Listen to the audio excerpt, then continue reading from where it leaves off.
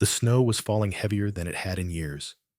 Thick, wind-blown flurries blanketed the streets of a small Colorado town on Christmas Eve. The world was silent, the kind of silence that came when everything was frozen forgotten. Adrian Thorne tightened his grip on the steering wheel as his luxury SUV crawled down an old narrow road. His breath fogged the windshield despite the heater blowing steadily. He'd just left a holiday gala thrown in his honor, an event filled with champagne glittering lights and hollow praise from people who barely knew his story. But none of that mattered now. Tonight, he had come back for something else, a promise he'd made long ago, a promise no one else knew about. As he approached the crumbling entrance to a long abandoned orphanage, a sharp ache stirred in his chest. The building had once been home to 100 forgotten children, including him. Then his headlights caught something. A small figure still curled up on the steps. He braked hard. The tires screeched against the frozen slush. Adrian threw his door open and stepped into the cutting wind, his shoes crunching snow as he rushed forward. There on the orphanage steps sat a little girl, no more than 5. Her pink jacket clung to her tiny frame soaked through. Her cheeks were flushed purple, her hair-damp eyes wide with cold and fear. "Hey, sweetheart." Adrian dropped to his knees, yanking off his coat. "Are you okay?" The girl didn't answer at first. She shivered, then reached into her pocket and handed him a crumpled piece of paper, the corners torn and soaked. Her voice trembled. "My mom said, you're the only one who can help us." He stared at her, startled. Then he looked down at the paper. His name, Adrian Thorne, was written at the top beneath it in smaller, messier handwriting. Please trust her. Even if she forgot how to trust herself, his throat tightened. "What's your name?" he asked softly, wrapping his coat around her. "Aurora," she said, "but Mommy calls me Rory." Something in him froze. "And your mom?" "Isabella. Isabella Rose." The words hit like a punch to the chest. Bella, the girl who once stood between him and the world when they were kids, in this very building, the only one who believed in him, the one he'd sworn to protect. His voice barely came out. "Where is she, Rory?" Rory glanced down. "She's sick. She couldn't walk. She told me to wait here and find you." Adrian didn't hesitate. He scooped her into his arms. "Can you show me where?" She nodded. He followed her through a broken entrance. The air inside was bitter and stale. The corridor, once lined with staff rooms, was coated in dust and silence. They moved carefully through the darkness. At the end of the hall, a flickering lantern revealed a figure lying on an old mattress. A woman, pale lips cracked, wrapped in 2 thin layers, shivering, barely conscious. Bella. He knelt beside her, staring. Her hair was still golden, though tangled. Her face, thinner now, was unmistakable. "Bella!" He breathed. He touched her forehead, burning with fever. Quickly, he pulled the blanket from the corner covering her and reached for his phone. "Female unconscious, severe cold exposure. Willow Creek home. Send help now." His voice was calm, but his chest was tight. He stayed beside her, his hand resting on hers. Behind him, Rory stood near the doorway, holding on to the wall, silent. The sirens began to echo faintly outside. Adrian looked at Bella's face again, and in that moment, everything came back. The broken windows of the old orphanage, the nights without heat. The day he carved a silver compass for her, scratched with the words, "For you always." The whispered promise under a blanket, "I'll protect you forever." And then the morning they pulled him away. No warning, no goodbye. Now she was here, broken, but alive. He leaned closer and whispered, "I promised once, and I will keep that promise. I'm here now." Then he turned and took Rory's tiny hand. She looked up at him, really looked, and gave a small, quiet nod. And that was enough. Bella lay still in the private hospital room, her skin pale against the crisp white sheets. The IV line in her arm pulsed steadily, a quiet reminder that time was still on their side for now. Adrian sat beside her elbows, on his knees, hands clasped tightly. He had barely blinked since they arrived. Doctors had come and gone, checking vitals, running tests, adjusting medications. This hospital pristine, state-of-the-art, one of the best in Colorado, was partially his. But none of that mattered. Not when she was here, not when it was her. Isabella Rose. The name echoed in his mind like the faint ringing of a long-forgotten bell. In the corner, Rory was curled up on a couch now, in warm pajamas, her arms wrapped around a stuffed bear a nurse had given her. She was already asleep, her breathing slow and even. Adrian looked at her, then turned his gaze back to Bella, to the girl who had once shielded him when the world was too cruel. He leaned his head back and let the memories drift in. It had been winter, just like this. The old orphanage had no real insulation. The snow leaked through cracks in the walls. He had been quiet, awkward, always a target. But Bella had been fire-blonde braids, scraped knees, and a voice that never backed down. She'd pulled bullies off him, dragged him to the nurse when he refused help, handed him her extra biscuit without asking. And in return, he had carved her a compass, a small disc of wood, rough and clumsy, with the words, "For you always," etched with a dull knife. She wore it like it was treasure. One night, huddled under a shared blanket, he had whispered, "I'll protect you forever." But the next day, a family arrived. They packed his things and drove him away. No warning, no goodbye. Now, almost 20 years later, she was lying just inches from him, unconscious, fragile. And then she stirred. Her fingers moved slightly. Eyelashes fluttered. Adrian sat up straighter, breath caught. Bella's eyes opened slowly, blinking at the soft ceiling light. Her gaze swept the room and landed on him. Her lips parted. "Adrian." Her voice was a rasp. "Adrian Thorne." He nodded. "Yeah, it's me." She stared like she didn't believe it. "I thought I was dreaming." "You're not," he said gently. "You're safe." Tears welled in her eyes.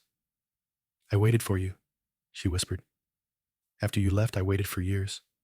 I didn't know they were taking me," he said, guilt rising. "No one told me anything." Bella gave a faint, tired smile. "That's how life goes.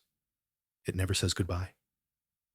She looked down at her hands, skin-rough nails chipped and worn from years of work. Adrian followed her eyes and saw it too. Everything she'd endured. "I tried to be strong," she murmured. "I went through a few foster homes, aged out, got a job cleaning motels. Then I met someone, thought he'd be different. I got pregnant." She paused, her jaw tensing. "He left before Rory was even born. Ran off with someone else." Adrian's jaw tightened. "I worked nonstop." Bella continued, her voice distant. "Cleaning houses, washing linens, anything that kept us fed. We moved constantly. Then I got sick. At first I thought it was stress exhaustion. I ignored it, but it kept getting worse." She swallowed. "Some mornings I couldn't even stand. That's when I knew I had to do something." Her eyes met his. They were no longer the fierce eyes of a girl who never backed down, but they were still hers. "Rory saw your face in a magazine," she said quietly. She said, "He looks like someone who knows how to help. I wasn't sure if I had the right to reach out to you, but I wrote your name on that note just once, just in case." Adrian couldn't find his voice. "I didn't plan to find you." Bella said, a soft laugh catching in her throat. "I just had nowhere else left to go." Adrian reached out and took her hand. It was cold, calloused, unfamiliar, and yet achingly known. "You were the only light in my darkest days," he said. "And now, you've been carrying that darkness all alone." Bella's lips trembled. Her eyes closed. Not in pain, not from weariness, but as if finally she could rest. For the first time in years, Isabella Rose wasn't fighting the world by herself. Snow had started to fall harder by late afternoon, blanketing the hospital windows in a quiet gray. Bella had been resting in the waiting area of the transitional care wing when suddenly she doubled over, clutching her chest in pain. The crash of a ceramic mug hitting the floor jolted Adrian from across the room. He was at her side in an instant. "Bella." Hey, stay with me," he said, kneeling beside her. She barely managed to breathe through clenched teeth. Her face was pale, slick with sweat. "Help!" Adrian yelled, waving down a nurse. "We need a doctor now." Within the hour, Bella was rushed in for an emergency evaluation. Adrian paced the hallway, fists clenched, until the doctor emerged holding a chart and wearing the expression no one wants to see. It's a severe heart condition, he said gently. Valve damage. But if we act quickly with surgery and an aggressive treatment plan, we still have options. Adrian swallowed hard. Then we start today. Bella didn't say much. When he entered her room later, she was staring out the window, arms wrapped around herself. I don't want Rory to see me like this, she murmured without turning. You're not alone in this, Adrian said softly. She gave a dry, bitter smile. Aren't I? A few days later, he found her in the tiny kitchenette at the hospital. She was trying to pour oatmeal into a bowl, her hands trembling. Let me help, Adrian offered, moving toward her. I've got it, she insisted, but as she turned, she stumbled, legs giving way. He caught her before she hit the floor. Her head rested against his chest, her breath shallow. I'm not afraid of dying, she whispered, eyes glassy. I'm afraid Rory won't remember me as strong. That night, Adrian made a decision. The next morning, he drove Bella and Rory to his seaside cottage, a secluded home, nestled by the shore, far from the noise of the city. Snow lined the roof, and smoke curled gently from the chimney. Bella blinked as they stepped inside. Medical equipment had been set up, warm blankets folded neatly on the couch. The fireplace crackled. It smelled like cedar wood and something safe. Adrian looked at her. You won't face this alone. Not again. Not this time. He hired a full private medical team, a cardiologist, a dietitian, a physical therapist, even a counselor. Bella tried to protest, but he simply said, You've done enough. Let someone take care of you now. Later that week, while rummaging through an old box in the attic, Adrian found a small wooden compass, worn cracked, but still intact. His name was carved in tiny, uneven letters. He smiled. That night, he polished a new compass, by hand smaller and lighter, made of silver. On it, he engraved a single word, Rory. The next morning, he knelt in front of the girl and slipped it gently into her hand. What's this? She asked, curious. It's a promise, he said. The first one I ever made, and the last one I will ever break. But peace never lasted long. One afternoon, his cousin Julian arrived at the cottage. Adrian met him at the porch. Family visit, Adrian asked flatly. More like damage control, Julian replied, stepping inside uninvited. You do realize this could cost you everything. Adrian folded his arms. She's sick, Julian. She's dying. And you're the CEO of a Fortune 500 company playing house with a time bomb. If she dies here, you're headline news. Adrian didn't flinch. If protecting someone I once made a promise to is the story, then let it be told. Unbeknownst to either of them, Bella had been standing just around the corner, hearing every word. That night, she packed a small bag, kissed Rory's forehead, and left a letter on the kitchen counter. I'm not the woman you need in your future. I just wanted to leave something good behind, for Rory not be anyone's burden. When Adrian found it, he didn't hesitate. The roads were slick with ice. His headlights cut through the snowfall as he sped toward the bus station 5 miles out of town. He burst into the terminal, eyes scanning. She sat in the back row, alone, holding Rory's compass in her hands. Adrian walked over, sat beside her, without a word, and gently pressed the old wooden compass into her palm. You're not a burden, he said quietly. You're the reason I became who I am.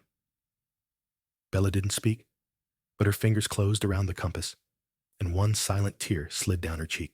Not from fear, not from sorrow, but something softer. She reached for his hand. This time, she did not let go. The photo hit the internet by morning. Adrian stepping out of a clinic with Rory in his arms. Bella following closely behind, pale, visibly tired, bundled in a coat that looked a size too thin for the winter. The headline read, CEO caring for sick ex and her child. Sources say he's abandoning his role for personal matters. The stock took a small dip. By noon, the board had called for an emergency meeting. Adrian stood at the head of a sleek conference room lined with polished glass and silent judgment. One of the older board members cleared his throat. "Adrian," he began, "the optics of this are complicated. The media is not going to be kind. It may be best for now that you step back from being the face of the company." Another chimed in. "Just until this passes. Let the PR team handle the fallout. We can't risk long-term damage to investor confidence." Adrian looked at each of them, calm still. Then he opened his leather folder and placed a thick file on the table. "I built this company from the ground up," he said, voice even but resolute. "Not to impress investors, not for image, but because no one would insure my mother when she got sick. I swore no one else would be left out like she was." He straightened, gaze unwavering. "If protecting someone I once made a promise to costs me this seat, so be it. I'll leave this office before I leave her." The room fell into stunned silence. Bella found out later that evening. She had seen the headlines. She had seen the comments, the speculation, the whispers about how she was using him. She sat alone at the kitchen table, holding a mug of tea she had not touched. Adrian came in quietly, placed a gentle hand on her shoulder. "I'm sorry," she said softly. "I never meant for you to." "You are not the cause," he interrupted, crouching beside her. "You are the reason, and I have never regretted that reason, not for a second." Bella's eyes welled, but she nodded just once, as if finally letting herself believe it. That weekend, Adrian didn't call a press conference. He went live from his personal account. No notes, no PR script. "I was raised in a state-run orphanage." He began the camera, steady on his face. "I had no family. I had no name that meant anything, until I met a girl named Bella. She was the first person to ever call me her friend." He talked about the nights they stayed up, sharing hopes about the snowstorm, when she gave him her only blanket, about the day he left, without saying goodbye, and how he never stopped thinking about her. "And now," he said, voice thickening. "Years later, life brought her back to me, not by coincidence, by purpose. Because if I walked away from her now, I'd be no different from the world that walked away from me." He ended simply, "This is not about business. It's about who I choose to be." By morning, the video had gone viral. Thousands of comments poured in, some skeptical, but most deeply moved. A cancer survivor wrote, "If my insurer had half the heart this man does, I wouldn't have lost my house." A mother posted, "He reminded me that love doesn't ruin reputations, it rebuilds them."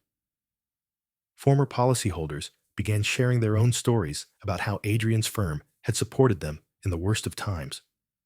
At home, Bella scrolled through the comments in silence.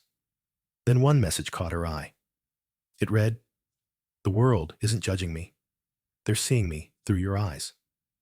She looked up as Adrian entered the room, setting down a tray of hot soup and crackers beside her. He took her hand without a word.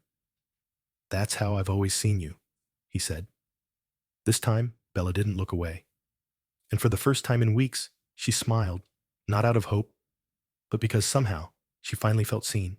The hospital room was quiet, save for the low hum of machines and the soft beeping of Bella's monitor. After weeks of treatment, the doctors had finally made their recommendation, a surgery to repair the damaged valve. The prognosis was optimistic, but the risks were still there. Bella sat by the window, looking out at the snowy trees swaying beyond the glass. Her hands were folded on her lap, fingers slightly trembling. "If anything happens to me," she said quietly, eyes still on the snow, "Rory will have lost both her parents." "She has no one else?" Adrian knelt beside her, his eyes steady. "She has me and she always will." Bella turned to him slowly, pain and fear etched deep in her face. "What if I don't wake up?" Adrian reached for her hand and held it gently. "Even if you forget who I was," he said softly, "I'll never forget who you are." That night, Adrian stayed in the hospital with Rory, the little girl curled up next to him on the couch in the waiting room, her stuffed bunny in one arm, a blanket pulled over her shoulders. He read from one of her picture books, voice low and even. At the end of the story, Rory looked up at him with wide eyes. Will Mommy be okay? Adrian kissed her forehead.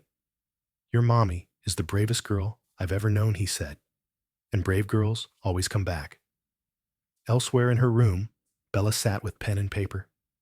She had asked for a few minutes alone, and the nurse had nodded with quiet understanding. She wrote slowly, the words careful and deliberate. It wasn't a goodbye letter, not exactly, but something to leave behind in case she couldn't say the things she needed to say. Adrian, thank you for keeping the promise you made when we were just kids. Even when I forgot it, even when I forgot you, you remembered me. If this is goodbye, I want you to know you were always my safe place. She folded the letter, slipped it into an envelope, and left it on the bedside table. The next morning, she was wheeled into surgery. Adrian stood outside the operating room, watching through the glass until the doors shut behind her. Then he sat down with Rory in his lap, arms around her protectively. 4 hours passed. Neither of them moved. When the surgeon finally stepped out, face tired but calm, Adrian shot to his feet. She's stable, the doctor said. The surgery went well. She's going to be fine. Adrian exhaled like he hadn't breathed in hours. Later in the recovery room, Bella stirred beneath the warm light of afternoon. Her eyes fluttered open. She blinked up at the ceiling, then slowly turned her head to the side. There on the nightstand hung the small wooden compass, the one she had carved from scrap wood all those years ago. Adrian was sitting next to her, still holding her hand. Dark circles under his eyes, but a quiet peace in his expression.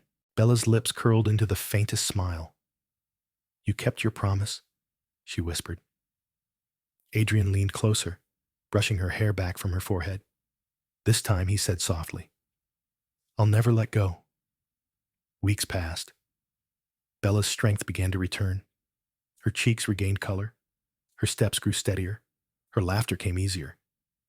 When she was finally discharged, Adrian drove her and Rory home, not to the city, but back to the seaside cottage.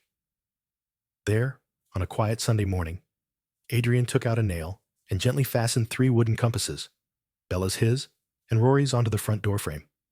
The wind rustled through the trees as the soft winter sun filtered through the pines. The compass swayed slightly in the breeze like a whisper of something sacred. A circle now unbroken. A vow kept not just in words, but in love that had survived storm after storm. And finally, in the quiet peace of that morning, the home they had never dared to imagine began to feel real. The cottage near the forest stood quiet, blanketed in the soft hush of early spring. Snow melt. Morning light filtered through the pine trees, casting golden streaks across the wooden porch, where Bella sat with a book in her lap. Her blonde hair spilled over her shoulder in loose waves, catching the sunlight like threads of gold. For the first time in years, her face held a calm that was not borrowed from hope, but built from healing. After weeks of careful monitoring and gentle recovery, she had been officially discharged. Adrian had brought her and Rory home, not to a city apartment, not to a hospital suite, but to the small wooden cottage he had once built for solitude. Now, it had become something else entirely. Bella's days grew into gentle rhythms. Each morning, she'd sip tea on the porch while Rory played nearby. Her body was still regaining strength, but the color had returned to her cheeks, and her eyes no longer carried the shadows of silent pain. Inside the house, small changes took place without fuss. Adrian, as always, worked quietly. He installed a new heating system so the floors would stay warm for Bella's feet. He fixed the loose panel on the back deck and re-shingled the roof over the porch before the rains arrived. He never mentioned it, but Bella noticed. One morning, she found a small note slipped between the pages of her book on the dining table, her handwriting soft and steady. I see everything, even the quiet parts, especially those. He smiled when he read it. Rory, now fully adjusted to their new home, had started preschool nearby. She came home each day with stories about classmates' snacks and the funny things her teacher said. One afternoon, Bella overheard her speaking to a friend on a video call. "This is my house," Rory said, proudly spinning the camera. "And that's Uncle D. He's my second favorite grown-up, after Mommy, of course." Bella had laughed quietly, wiping at the corner of her eye. She never asked why Rory had started calling Adrian Uncle D. She never needed to. There was a comfort in it, a closeness that needed no labels, no blood, just presence. Late one afternoon, with a soft light dimming through the windows, Adrian walked into the living room and found Bella fast asleep on the couch. A half-folded pile of Rory's laundry sat beside her, a sock still clutched loosely in her hand. He moved quietly, grabbing the knit throw blanket from the armrest and tucking it gently over her. As he turned to leave, her hand reached out in her sleep, blindly, instinctively, and caught his. She didn't wake, but her fingers closed gently around his. Adrian didn't move. He just looked down at her, at the way her brows softened her breathing, even and deep. He lowered himself quietly to the edge of the couch, letting her hand rest in his. They said nothing. They didn't need to. In the days that followed, something shifted, not spoken, not declared, but lived. Their eyes lingered longer. Their silences grew softer, not strained, but full of things understood. The storm had passed, but its echo remained. Not in the form of pain, but in the way survivors know how to hold on tighter to every quiet moment they're given. And in that stillness, between the rising sun and the warmth of tea between small chores and the laughter of a little girl dancing in a pink dress, a family began to grow, one not bound by perfect timing or tradition, but by trust, rebuilt one breath at a time. The kind of peace that comes not after the storm, but because they had walked through it together. The gymnasium was filled with the cheerful buzz of parents and spring decorations, paper flowers, pastel streamers, and little painted eggs hanging from the ceiling. At the center of it all stood the stage where a group of preschoolers lined up fidgeting with excitement and bows in their hair. From the front row, Adrian watched as Rory stepped forward. She wore a soft pink dress, her hair braided neatly with matching ribbons, cheeks rosy with nervous energy.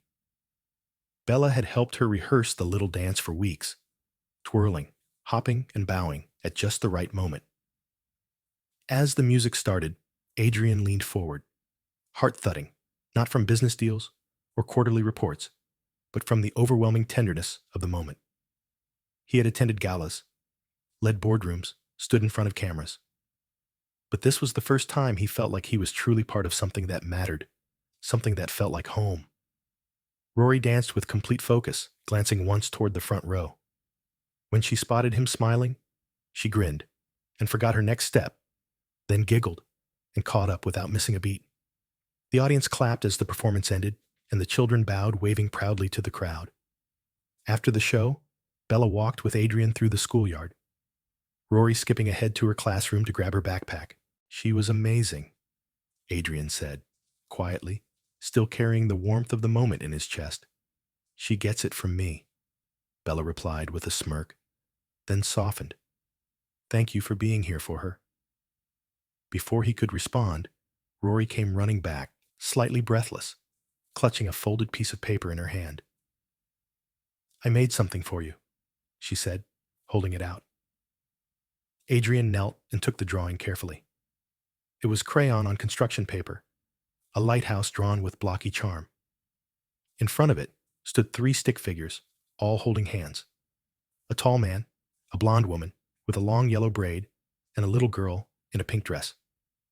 Above their heads floated a big heart, colored in with brown crayon, the same shade as the wooden compass Bella had once made him. The same one he now wore on his wrist every day. "Mommy," said Rory, whispered, leaning close. "When I'm really, really brave, I can give you this." Adrian's throat tightened. "This is beautiful, Rory. Thank you." He turned to Bella, holding the picture up slightly, his voice low. "Did you tell her to draw this?" Bella shook her head gently, her smile bittersweet. "No, I think her heart just remembers what we forgot." There was no answer to that. Only the silence between 2 people who had walked through fire and found each other again. Not because they were trying, but because they were ready. As they left the school, the sun filtered through the tall trees lining the parking lot. Adrian reached out and took Rory's hand, her tiny fingers curling around his instinctively. Bella walked beside them, her shoulder brushing his every now and then. No one spoke. There was no declaration, no grand moment, just the sound of footsteps on gravel, the rustle of wind through new leaves, and a little girl humming to herself in between them. The winter had ended, and with every quiet step forward, a new season began, one not made of promises, but of presence. The old Willow Creek home stood quiet beneath the early winter sky, a fresh dusting of snow blanketing its roof. It had been cleaned and swept, its long-abandoned classroom turned into something tender, almost sacred. Wooden benches lined the walls. Fairy lights draped across cracked windows. And in the center, a single wreath made of 3 wooden compasses hung from the window latch, one for each of them. No cameras, no designer gowns, just people who mattered. 2 nurses who had cared for Bella, a retired teacher from the shelter, and a few bright-eyed children Bella now tutored at the community center Adrian quietly funded. Bella stood near the front, her simple white dress flowing like a whisper. Her blonde hair, loosely curled, fell down her shoulders, a single white flower tucked behind one ear. She looked peaceful, luminous, as though all the storms had finally passed through her and left her whole. At the back of the room, Rory adjusted the hem of her pink dress, gripping her little flower basket with both hands. She looked up at Adrian. "Ready, Uncle D?" she asked, her eyes wide. He smiled, crouching to her level. "You've got the most important job today." Rory giggled, then walked down the aisle, scattering petals from her small hand. Bella's gaze followed her daughter, misty with emotion, and then landed on Adrian. He stepped forward, wearing no tie, just a dark jacket and the compass on his wrist. When he reached Bella, he didn't speak right away. He looked at her like she was the answer to a question he had carried for too many years. Taking her hands, he finally said, "I thought I lost everything in that blizzard years ago. But maybe it just took a storm to lead me back to where I always belonged. I promised to protect you once, and I promise again, this time, not as a boy, but as the man who will never let go of what matters most." Bella blinked back, tears smiling as she whispered, "I never stopped hoping." Rory slipped her tiny hand into theirs, and Adrian reached down, lifting her up, so all 3 of them stood in one embrace, framed in the soft light of a place that had once held nothing but hard memories, and now something better. Outside, snow began to fall gently. Later that evening, the 3 of them returned to the seaside cottage. The fire crackled in the hearth. The smell of warm cocoa drifted from the kitchen, and Rory danced barefoot in her pajamas, still humming the tune from her spring recital. Bella curled into the corner of the couch, wrapped in a blanket, watching Adrian hang the wooden compasses back above the doorframe. Rory stood on a stool beside him, raising her compass high. "We're a circle now," she said proudly. "That means forever, right?" Adrian looked down at her, then at Bella. "Yes, sweet girl," he replied softly. "Forever began the moment you knocked on my door." But the story didn't stop there. 6 months later, Adrian surprised Bella not with a grand gesture, but with a simple key. It was to the old orphanage building itself. "I bought it," he told her, his voice thick with emotion. "Not to tear it down, but to build it up." Together, they transformed the place of their shared trauma into the Rose and Thorn Foundation, a sanctuary for children waiting for foster families, filled with art music and the warmth they never had. On the day of the opening, Rory cut the ribbon, wearing a dress the color of morning sky. Bella stood beside her, glowing with health and happiness, while Adrian watched them both, knowing that the greatest empire he ever built wasn't his company, but this family. And every Christmas Eve they returned to those front steps, not to remember the cold, but to celebrate the warmth they found in each other. We've reached the end of this story, but I hope the feeling it gave you stays a little longer. Here we believe that every person has a story worth telling, and every heartbreak carries the seed of a new beginning. Thank you for spending your valuable time with us. It means the world to have you here. If you want to be part of our growing family, hit that subscribe button and turn on the notification bell. so you never miss a story. And tell me, where in the world are you watching? From today, I read every single comment, and I can't wait to say hello to you. See you in the next video.